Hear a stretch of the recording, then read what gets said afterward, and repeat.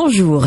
Il est omniprésent dans la presse et c'est un peu paradoxal quand on sait qu'il s'agit de le faire taire. Rideau sur la haine, dit Libération en entamant le concert de commentaires sur Dieudonné.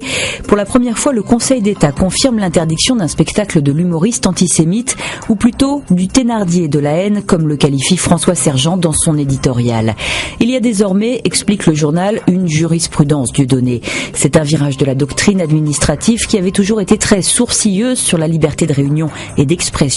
Si les juges, à chaque fois qu'ils seront saisis, devraient suivre cette nouvelle route, il y a fort à parier que la Cour européenne des droits de l'homme ne verra pas les choses du même œil. Des divergences de point de vue reflétées dans les pages de Libération. Certains parlent de censure, d'autres voient des limites clairement posées. Le Figaro relate également les faits et avance des questions. Qui interdira-t-on demain ? Manuel Valls n'entraîne-t-il pas l'exécutif sur un terrain périlleux ? Le Parisien aujourd'hui en France est moins mesuré. Manuel Valls est posé en gardien de la République. Et dans l'édito, le journal se justifie de participer à l'élan journalistique. Nous devrions nous taire, questionne-t-il ? Non, ce n'est pas jouer le jeu de Dieudonné que de parler du trouble qu'il provoque en France et jusqu'au-delà de nos frontières. Quant à l'État, il doit évoluer pour préserver nos valeurs universelles. Et les spectateurs de ce concert médiatique, que pensent-ils ? Si l'on en croit le quotidien Métro, la presse prêche des convaincus. Selon son sondage, 71% des Français désavouent Dieudonné. La presse magazine, elle aussi, emboîte le pas. Marianne, le Nouvel Obs, mais ce dernier élargit avec une enquête dans la France raciste. Selon le magazine, des intellectuels, des hommes de télévision, des politiques ou de simples citoyens professent une nouvelle xénophobie.